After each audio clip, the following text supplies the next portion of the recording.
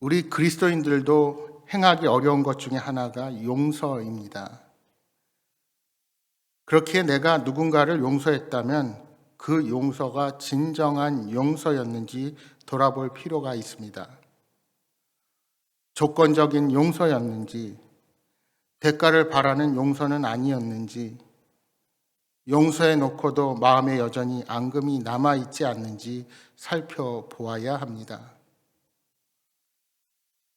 예수님은 십자가로 향하시는 길에 가슴을 치며 슬피 우는 여자들의 무리를 보시며 나를 위해 울지 말고 너희와 자녀들을 위해 울라 하시면서 오히려 심판이 있을 것을 경고하셨습니다. 그런데 정작 예수님은 십자가의 고통이 극심한 심판의 자리에서 진정한 용서가 무엇인지를 보여주십니다. 여러분이 잘 아시는 대로 십자가형은 십자 모양의 나무 기둥에 사람의 양손과 발을 대못으로 박은 후 그 기둥을 세워 숨을 거둘 때까지 그대로 두는 형벌이 십자가형입니다. 못이 박힌 손과 발은 온몸의 무게를 지탱하느라 서서히 찢기면서 극심한 고통을 겪게 됩니다. 그런데 예수님께서 십자가에 매달려 고통받는 동안 주변 사람들은 그분을 조롱하며 웃어댑니다. 그들은 예수님이 자신의 정체성에 대해 가르치신 말씀을 오히려 조롱거리로 삼았습니다. 본문에 보시면 관리들, 군인들, 심지어 함께 십자가에 달린 사형수까지 예수님을 비웃고 비방했습니다. 35절의 관리들은 만일 하나님이 택하신 자 그리스도이면 자신도 구원할지어다 라는 말로 빈정거립니다. 군인들도 희롱하면서 신포도주를 주며 말합니다. 유대인의 왕이면 내가 너를 구원하라. 이들은 예수님을 비웃고 비방했습니다. 그러나 주님은 그들 모두의 죄를 품으셨습니다. 본문 34절의 말씀이 오늘 우리 모두를 향한 예수님의 마음을 보게 합니다. 아버지 저들을 사하여 주옵소서. 자기들이 하는 것을 알지 못함이니이다. 그렇습니다. 십자가는 용서를 상징합니다. 주님은 자신을 조롱하고 미워하는 사람들을 바라보시면서 용서하셨습니다. 주님을 믿지 않는 그들에게 어떤 비난도 원망도 요구도 하지 않으셨습니다. 그리고 오직 용서하셨을 뿐입니다. 또한 그 용서의 이유가 있다면 오직 하나였습니다. 자기들이 행하고 있는 것이 죄라는 사실을 모르고 있다는 것입니다. 여러분, 우리는 때로 용서의 조건을 요구합니다. 상대가 잘못을 시인하며 머리를 조아리기를 원합니다.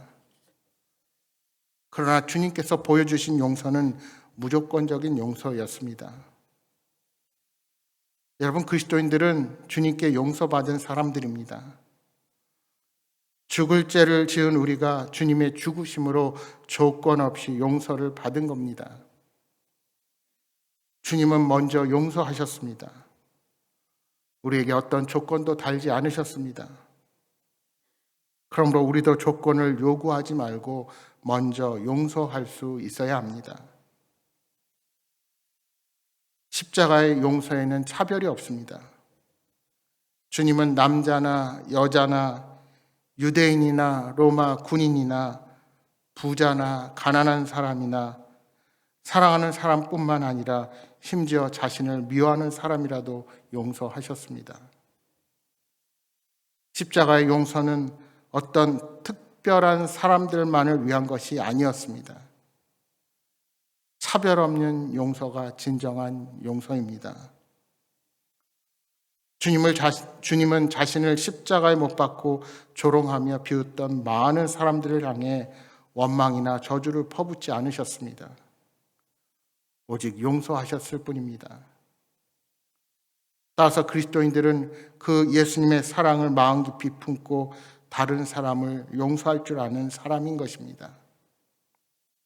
바라기는 저와 여러분도 주님처럼 누구든 먼저 용서하며 살기를 원합니다.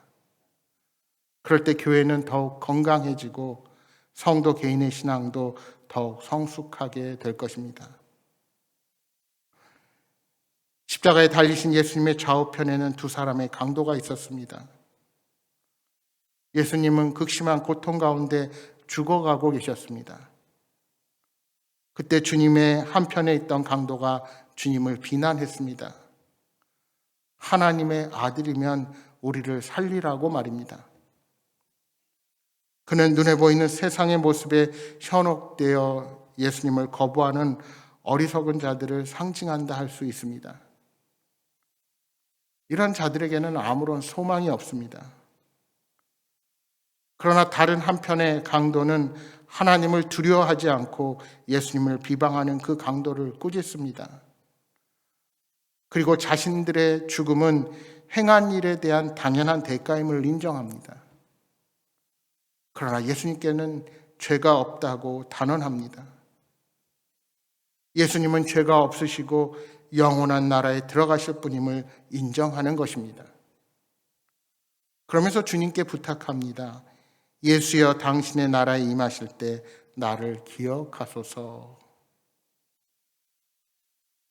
여러분, 어떻게 흉악한 범죄자에게 이런 고백이 가능했을까요?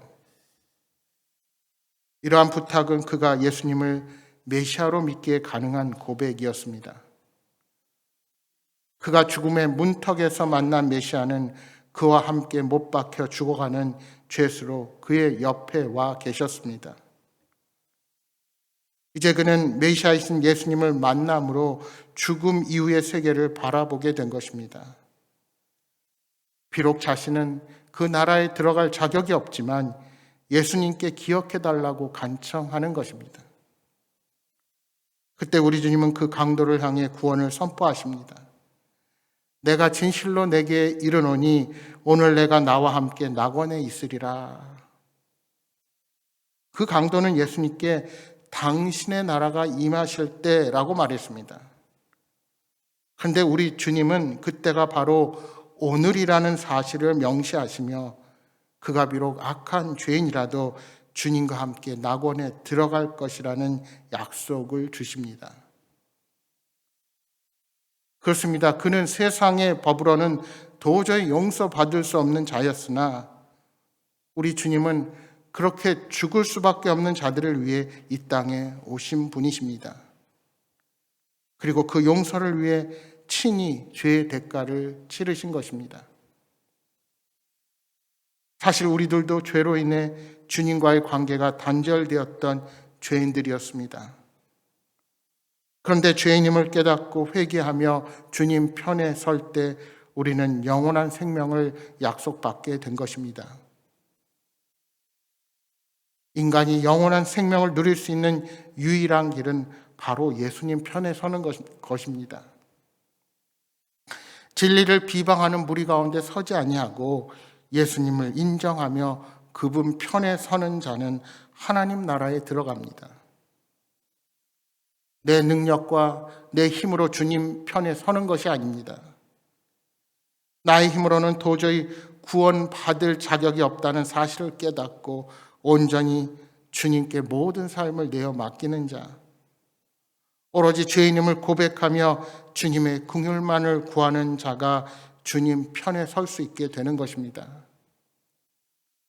결국 우리를 구원하는 힘은 우리가 살아온 삶에 있지 않습니다. 마음이 겸손하고 낮아지고 깨끗한 마음과 눈으로 우리를 찾아오신 예수님을 볼 수 있는 자들에게 구원의 은혜가 임하는 것입니다. 그렇게 믿음으로 구원을 선물 받아 하나님의 자녀로 이 땅을 살아가게 되는 것입니다. 여러분, 만왕의 왕이신 하나님이 나 대신 죽으셨습니다. 내 죄가 얼마나 더럽고 추악하면 그 죄 때문에 우리 주님이 돌아가셔야만 합니까? 그런데 그 죽음 앞에서 어찌 내게 찔림이 없고 심정에 변화가 없으며 회개가 터져나오지 않을 수가 있습니까?